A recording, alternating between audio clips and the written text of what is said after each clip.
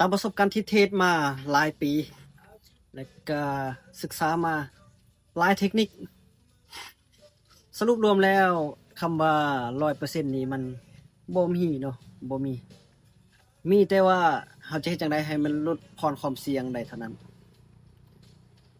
การที่จะลดพรความเสี่ยงแน่นอนมันจะมีหลายอย่างโดยเฉพาะการบริหารทุนบริหารอารมณ์นี่มันก็เป็นจุดสำคัญการตั้ง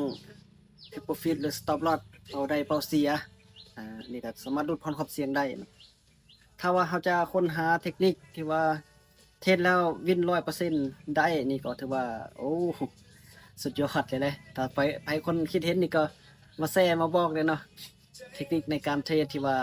100%นี่คือเราถามนี่ว่าเทรดอย่างไรใช้วิน100%โอ้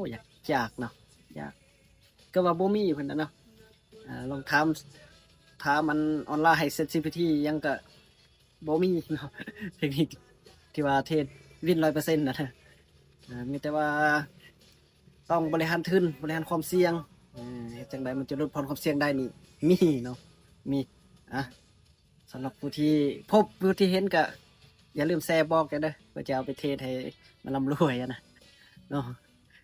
แล้วมาแชร์บอกซึ่งกันและกันได้เด้มีแต่ศึกษานี่โอ้ยศึกษาจนแต่กี่ปีแล้วจนจังไดล่ะแต่ก็ยังบ่พบเนาะเทคนิคที่อัตราชนะ100นี่อัตราชนะ100%เอาถ้าไปเห็นก็อย่าลืมแชร์บอกกันได้เด้อแชร์บอกกันได้เด้อเพื่อจะเอาไปนำใช้จะได้ร่ำรวยไปนำกันเด้ออย่าลืม